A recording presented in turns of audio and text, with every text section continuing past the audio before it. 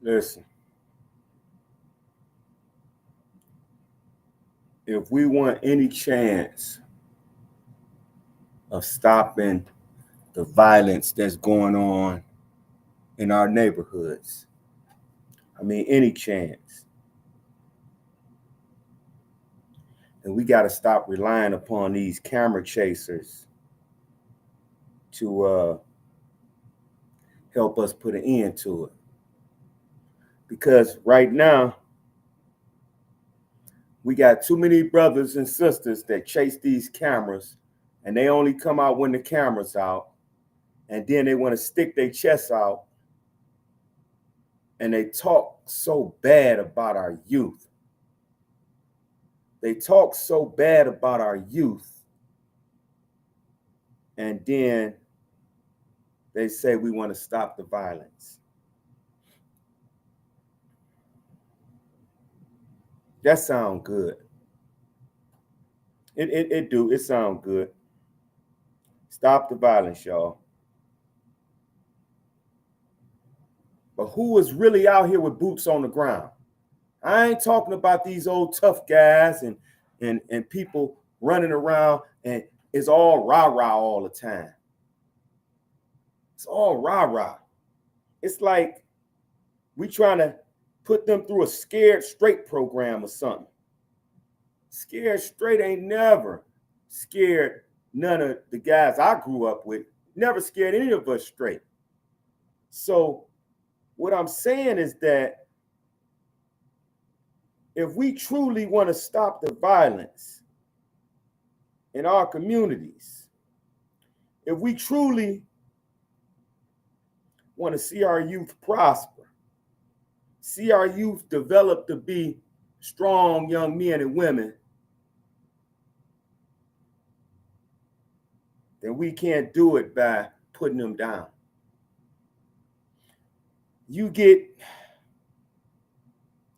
I don't even like to get on here to talk about a lot of the things that people tend to talk about because they camera chasers, and that ain't my thing. Y'all seen me on here long enough to know that, and for people that really know me, know that I really be in the streets talking to people. I don't shy away from my brothers and sisters in the streets. I go into neighborhoods and I talk to brothers and sisters for real, in real time. And I don't bring cameras with me.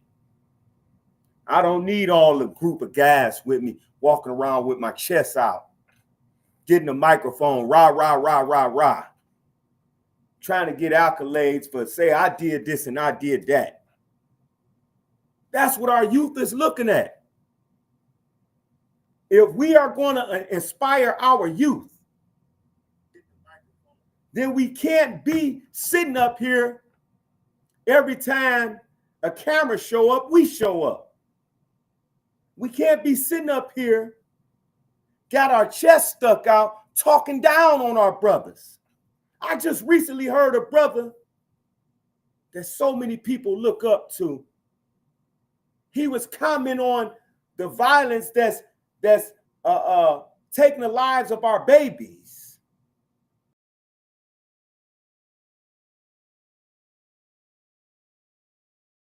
And he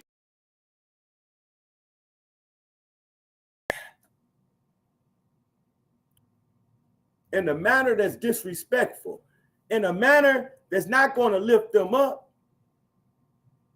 It's not going to lift them up. Yeah, I'm on here talking about stop the violence. So he's not trying to lift nobody up. If we're going to lift them up, we're going to lift them up. But we can't tear them down and make them believe we're going to lift them up. We can't do that. You can't tell social media that these young guys out here doing this and they doing that, and these babies getting harmed in the process, and that's why I need to be open season on these young guys now.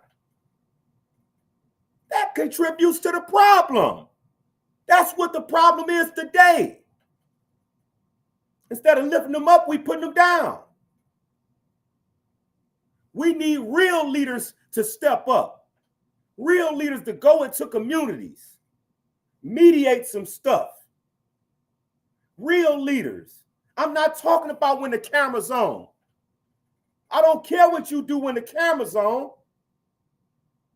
I care what you do when the camera's off. That's the tail of the tape. When the cameras are off, what are you doing? Are we truly trying to lift up our brothers and sisters when the cameras are off?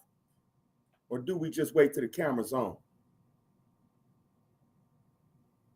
I don't like to hear about none of my young brothers and sisters getting harmed in any way by bullets, knives, cars.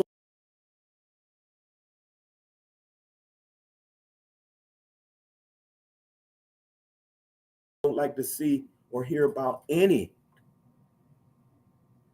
See, because to me, this is what we have been relegated to, indoctrinated to believe. We talk about we got to stop the violence with our youth. Our youth is doing this and our youth is doing that. Man, what the hell? So we're going to stop the violence with the youth, but we're going to let them kill the elders, or we're going to let them kill the other people. Stop the violence means stop the violence.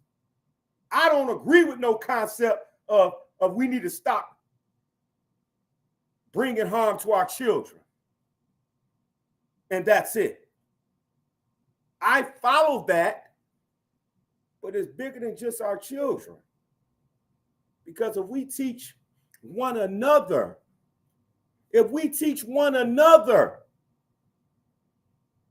that violence is not the recourse for our actions or reactions to someone who we feel has offended us, then we will make our community safe. We keep us safe.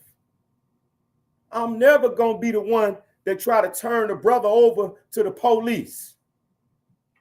No, he going to do that himself, or she going to do that herself. I am going to be the one that's going to try to stop it before it ever reaches the police. That's what I do. Crime prevention, violence prevention. Not getting so upset and caught up in my emotions that I want to throw the brother or sister away to the system.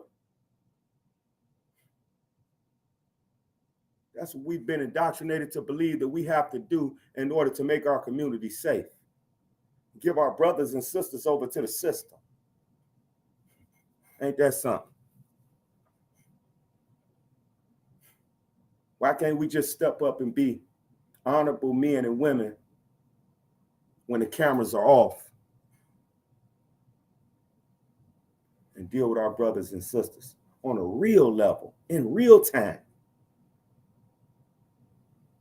You're not going to see me marching with a whole group of people with the cameras on me saying, we about to go do this in this neighborhood and we about to go do that in this neighborhood. It may be someone with a camera on, but we didn't call the camera, like calling the news and say, yeah, we're going to be over here today. Be there. That ain't what we do. That ain't what real men and women do. That ain't what real leaders do. Real leaders show their leadership when the cameras are off. We're talking to these young brothers and sisters when the cameras are off. We're talking to our elders and our middle-aged people when the cameras are off. Not when the cameras are on. We're not giving our brothers and sisters over to the system because we feel like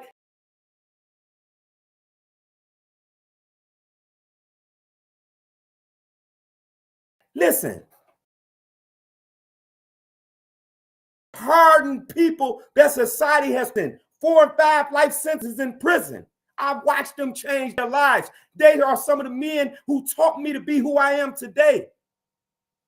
The very men who society threw away and said they would amount to nothing, said that they were nothing. Some of the very men and women that people talk about in their music today, I knew They talking about him. I knew him. Some of the very people that these younger brothers and sisters and some of the older brothers and sisters glamorize for the way that these individuals used to be in the 70s and early 80s and 90s. I know them. They changed their lives. They are not the person that they're being depicted as in this music and in everyday conversations today. They don't want people to follow behind their footsteps. That's why they are not out here glamorizing what they used to do. But we can't be so foolish to believe that we could help our youth by putting them down. We cannot be so foolish to believe that we could help our youth by putting them down. It hurt my heart when I heard a brother that so many people look up to. The other day on social media, after the young baby was unalived, that brother, he called all of these brothers out. He called them all type of names. And he said, where you punk MFers at now? Come on out. Y'all ain't number some cowards and this, and that. He said, it need to be an open season. And I'm just paraphrasing it, but I'm not taking nothing away from what he said. I'm just paraphrasing it.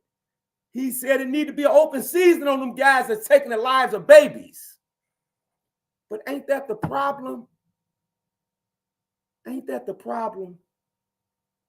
Because now that this baby has lost their life, now the brother wants to exact revenge. And so now they go over to that neighborhood and they go shoot up that neighborhood. Now another baby is lost. We need to stop the violence, not perpetuate the violence. We need to stop being silent. We need to stop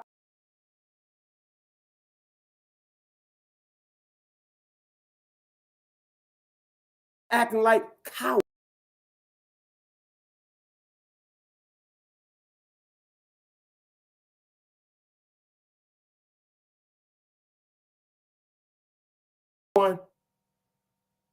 Who engaged. Sure, in our time, we did a lot of fighting. We knew how to throw these things. And I'm not saying that these young brothers don't today. I'm just saying that that's not customary today to solve a problem with these. Our first resort today is to pull a weapon out. So how do we counter this way of thinking? We don't counter it by putting our youth down, telling them how they're nothing, telling them how they're cowards, telling them how they to engage in such acts of violence that they have to be soft and weak. That's not how we lift them up. That's not how we help them change their lives. You get some brothers out here. I know some great brothers out here with some stories behind them, some history behind them. Some brothers that so many brothers in the city of Detroit look up to, heard about, used to follow behind. And these brothers out here doing marvelous work, not while the camera's on. They doing it when the camera's off. They doing it when the camera's off. It's certain brothers that I be asking. I say, I ain't seen this brother in a while. I ain't seen him in a while. I bump into him, he be like, man, you know, I'm still on the ground. I'm putting that work in. You ain't always got to see me, but you know my heart, so you know where I'm at.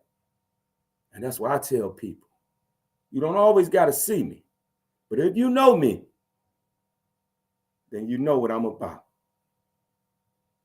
You know what I'm about. I'm talking to anyone within the sound of my voice.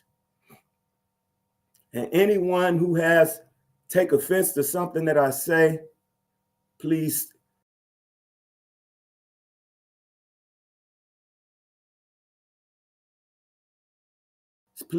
think of necessary. Hold your friend or brother. We got too many camera chasers out here. Yeah, the youth, they see you out here. They see you out here passing out toys and going to certain neighborhoods and and rah all on the social media. Everything has to be ultra aggressive. Why can't it just be love? Are we so masculine and lost in our masculinity that we forgot that love will get us through anything? Have we forgot that when we learn how to love our brothers and sisters,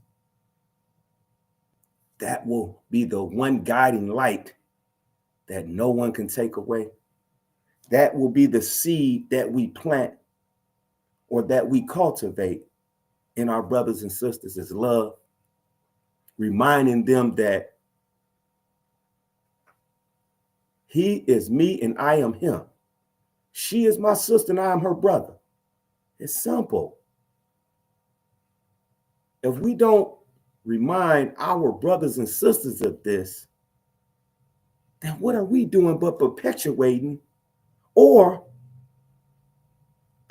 becoming complacent and allowing violence to take place?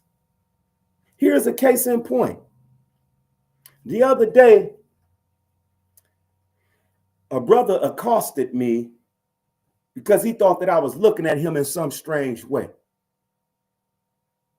I was dealing with a customer, and he seen me dealing with the customer, and he was trying to flirt with the customer, and so he thought I was looking at him in some type of way. I didn't know he was even talking to me. He said, "What you looking at me like that for?" "Yeah, I'm talking to you." And I'm like, okay. So then when the customer walked away or walked into the club, he said, "Yeah, I'm talking to you." And I said, "Brother, you talking to me?" He said, "Yeah, you. Why you looking at me like that?" I said, "Brother, I love you. You my brother. When I see you, I see me. I don't see my enemy in my brother." Grant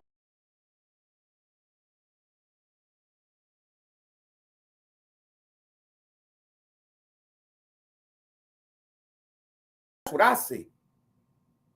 And remind that brother that you my brother, man. I wasn't looking at you, and I didn't even know you was talking to me. Quiet as kept. And when I broke that down to, brother, when I see you, I see me. I will not do unto you what I would not have you do unto me. In other words, I will not look at you offensively. I will not bring harm upon you. I have nothing but inspiration for you. The brother said, he said, "No, that's my fault, man. I just, man, I'm sitting up here. I didn't let my thoughts go somewhere else because I'm thinking you looking at me like it's a problem." I'm like, brother, I understand. I understand. Because so many of us have been indoctrinated to believe that he who looks like us is our enemy. And he who casts the eye upon us that's unfavorable is our enemy. And sometimes we create in our own mind that someone who looks like us looked at me in an offensive way because we've been taught to believe that we are our own enemy. But I'm here to tell you, I'm not your enemy. I'm your brother. And I am my brother's keeper. I am the brother that's trying to make sure that brothers get home safe, that sisters get home safe, that brothers and sisters feel protected, brothers and sisters feel comfortable in their own skin around other brothers and sisters. That's what I do. That's what I do. That's why I can go in any space, any city I've been to.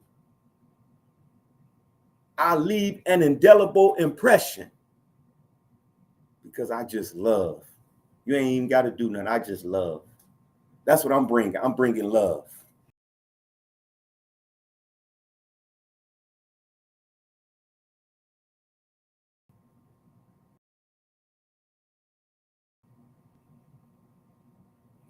when you bring love.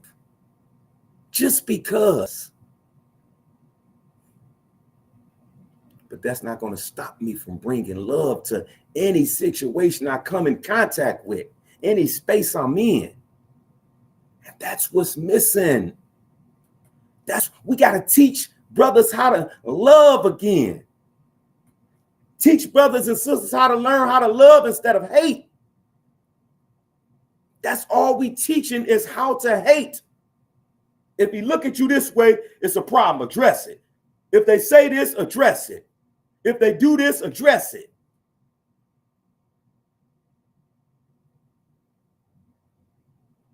We have to teach one another how to love again.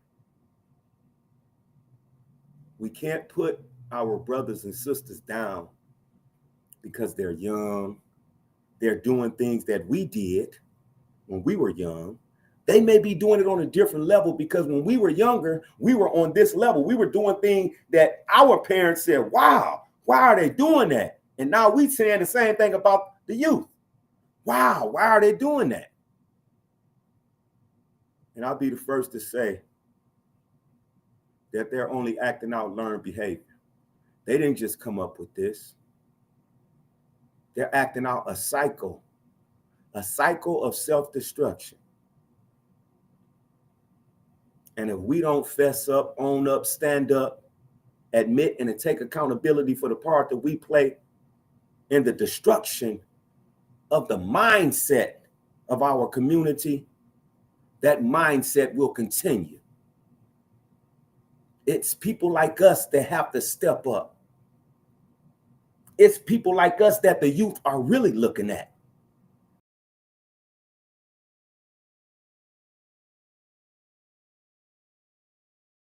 And saying, wow, up and do all these things, but soon as they are in the presence of someone that they deem respectable, honorable, their actions conform. Because now they're acting out their true nature. And if my presence or your presence or her presence can bring out the true nature of man, the respectful nature of man, the loving nature of man, the humble nature of man, then what if we just plant some seeds and cultivate those seeds and keep lines of communication open so we can continue to cultivate those seeds? Imagine how this young man or this young woman will grow up if we only pay them attention. Cultivate the seeds. See, the seed is thy own. These are our seeds that we plant. These are our children. Because you know somebody who has a child who's in the streets going through something, trying to get to something, but don't know how to go through it to get to it. So now they need leaders, they need guiders, they need counselors, they need mentors. So we could share some of our pain, some of our past, some of our hurts, some of our tears. So we could share that with them so they can know that it's all right. It's all right to be depressed. It's all right to feel down. It's all right to feel like you don't count, like you don't mean anything. It's all right. These are human emotions. But now, here's the thing. It's all right to feel these things, but how do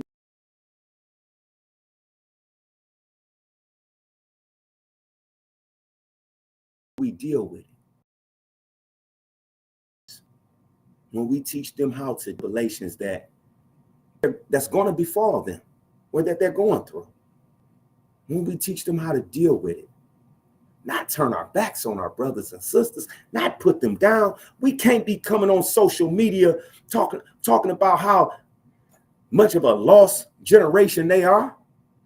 Because if they are lost and they are our seeds, then what the hell does that say about us?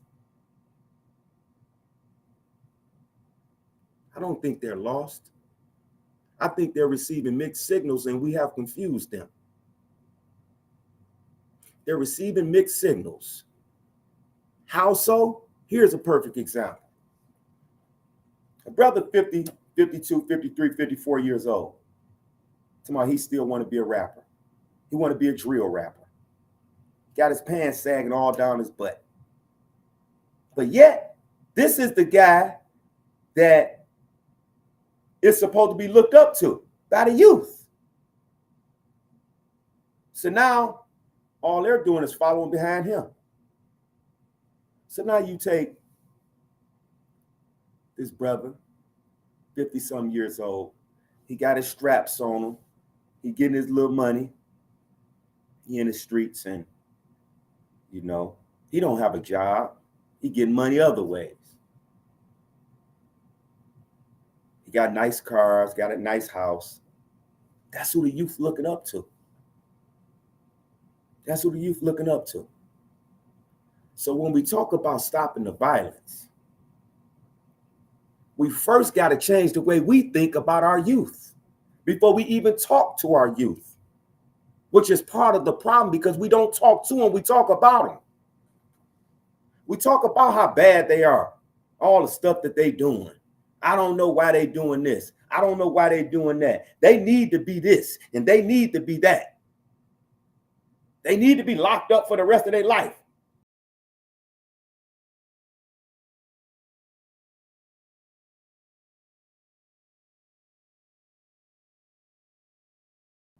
I done heard, and now their whole disposition changes. Changes is because you really don't believe that you're acting out emotions. And that's all right. You get to have that emotion. But when you come down to earth, admit that that was just an emotion and not a disposition. Admit that we understand our youth and it hurts sometimes and we don't know how to tell our youth that we really love them, that we really want to do something for them, that we really want to see them live. We don't know how to tell them that. And so what we do is we start putting them down and thinking that's going to be the message that get across. And that is the message that get across. We destroy them. As society is destroying them, we are destroying them. So now when they look for refuge in us, we destroy them. We talk about them. We talk about our youth so bad. It triggers me because my school teachers used to talk about me and my brothers, how we wasn't going to amount to nothing, how we were going to end up dead or in jail, how we never had anything and will never have anything. And so a lot of the younger people began echoing that same harassment. And that weighed on me and my brothers. That weighed on us. Of the four siblings that I have, so it's 5 of us, 4 of us been to prison or dead. 2 got killed. My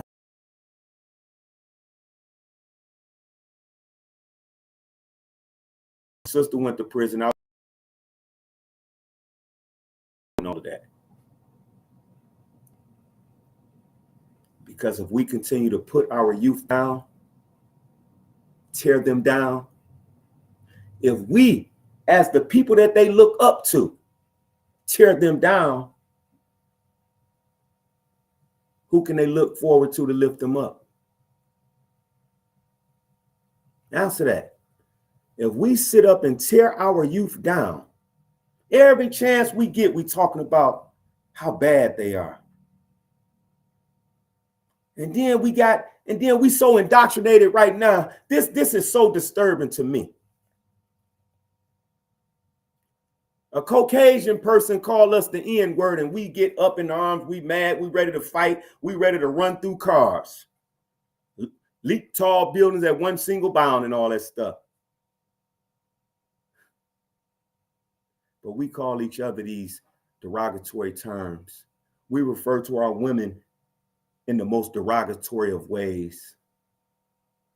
And now we got this term nowadays that we perpetuate I'm talking about we perpetuate the YN. The YN. First, we was just the N word, which was negative, derogatory, demeaning. But now we got the YNs. Now we got the young N words, and we just putting them down. We subscribe to calling them the YNs. I don't call my brothers no derogatory names. I don't call my sisters no derogatory names. Why don't Caucasians have derogatory names for themselves? Why? Because they understand the psychology of it. They understand the psychology of self-destruction. They understand how to plant seeds and cultivate the seeds and watch the seeds grow.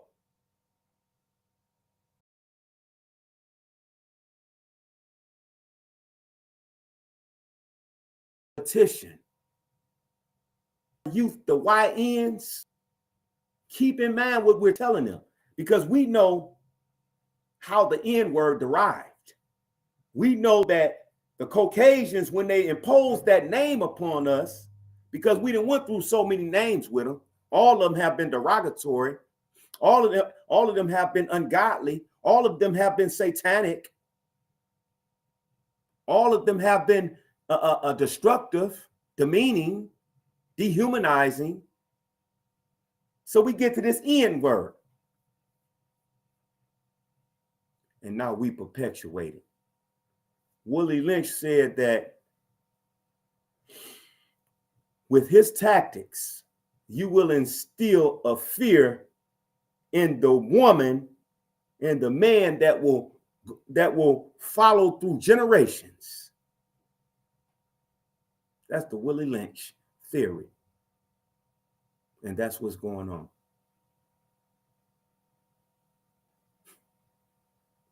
If we are not careful, when I say we, I'm talking about anybody within the sound of my voice that feels, knows, and understands that they have a modicum of respect for themselves and others. If we are not careful, we're going to be swallowed up. We're going to be swallowed up by an indoctrinated society that's hell-bent on self-destruction. An indoctrinated society hell-bent on self-destruction. But we could turn this thing around.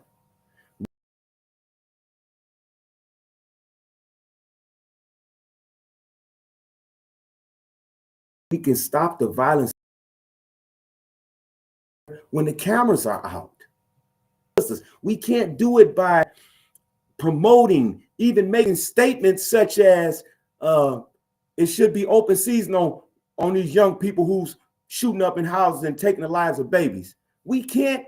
How in the world can we stop the violence if we make such statements that it should be open season on young people who shoot up in houses and take the lives of babies? That's not how you stop the violence. We stop the violence by stopping the violence.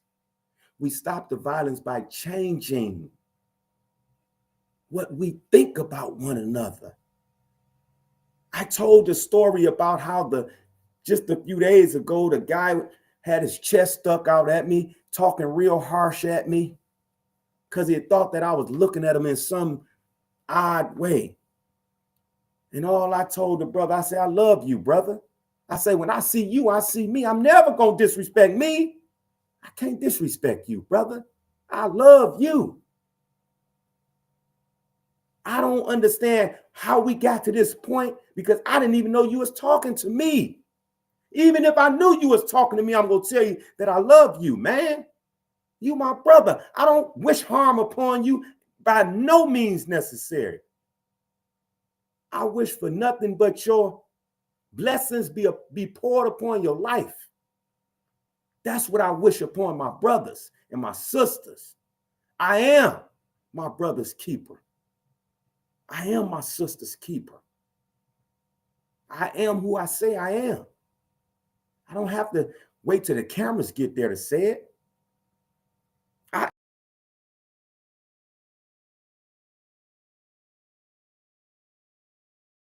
acted out in my Airbnb. Step up. We need real leaders to. I'm in the hood for real. I'm talking to guys.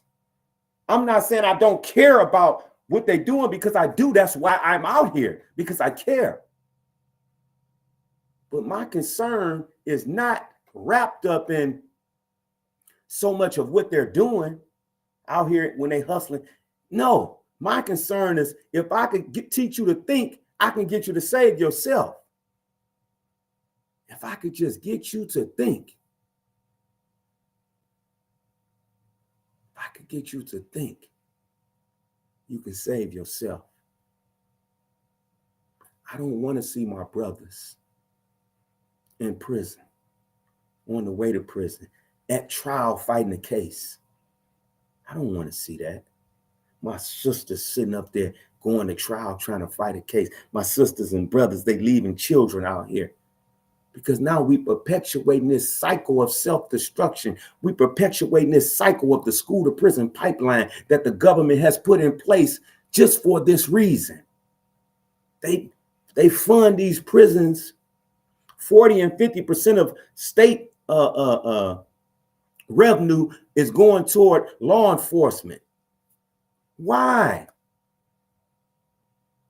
And then when you see the demographic of law enforcement, it's not equal. You don't see half of us and half of them. No.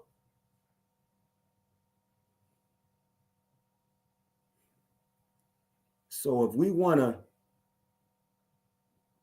see ourselves prosper, if we want to see ourselves grow to be the beautiful community that we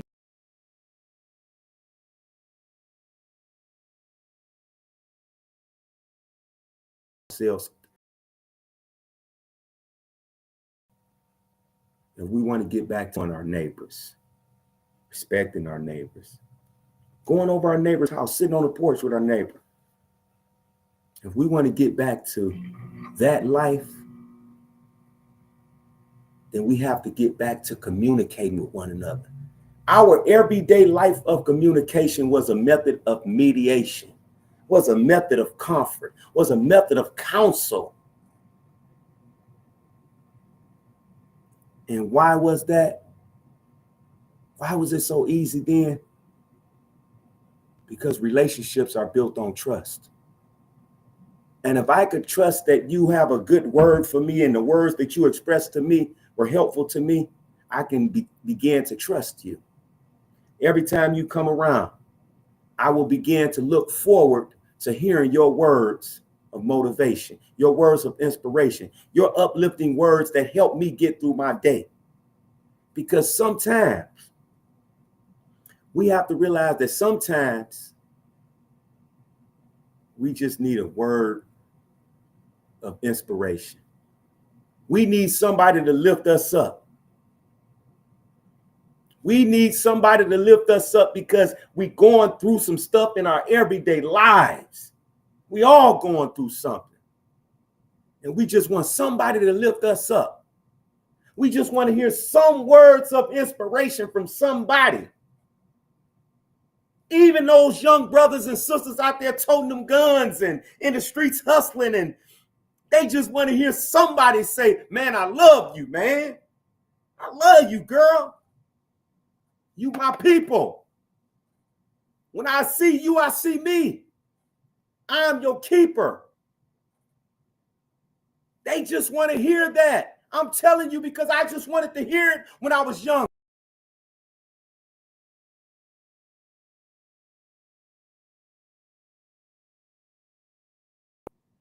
Let's not disregard these simple words that could be used to uplift our brothers and sisters. We have to remember that words can save, create, or destroy.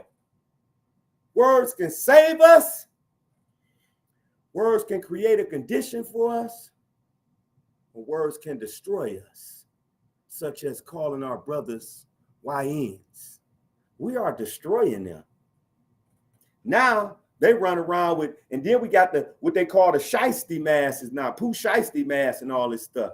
Now we was wearing them masks in the 80s and 70s, 60s. We've been wearing that stuff. But now there's a negative connotation that comes attached to it. And now, because we called our young brothers YNs and we put them down so much, and now they put the face mask on, now all the negative connotations attached to them. And then they put the black hood on or the gray hood on. We destroying our brothers and sisters. When we talk about them in manners that is counterproductive, in manners that impede their growth, in manners that take away their humanity, we are destroying them. And that's why I say that we are partly responsible for the conditions that we are in today. It's not our youth, because they just acting out learned behavior. Learned behavior was learned by someone before them. So when we learn to stop, when we learn to love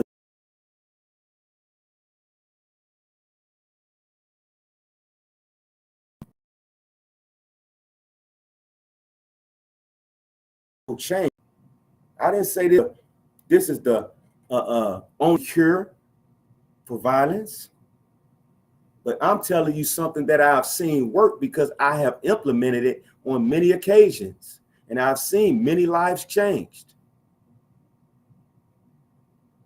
Once they learn how to love, once they know that I see myself when I see you, I will not do unto others as I will not have others do unto me. Once they see that I am my brother's keeper, I am my sister's keeper. Once they see that I truly have their best interest at heart, they will walk to me to a destination that is not uncertain or unknown. We can begin to create the world that we really want to live in and that we want to raise our children in. Don't we want to see our children playing up the street, running down the street, playing with each other, throwing water balloons at each other, spraying water guns at each other, riding the bikes, racing the bikes up the street? We have gotten so violent that even the way we drive is aggressive and violent. So much so that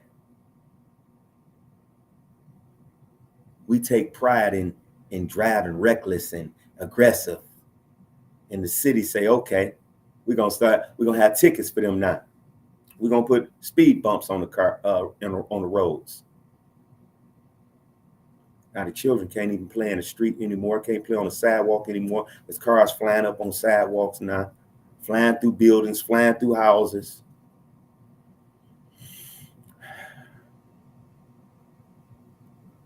I'm just trying to help us to realize that we have to learn how to think. We have to get back to love. We have to get back to community. We have to get back to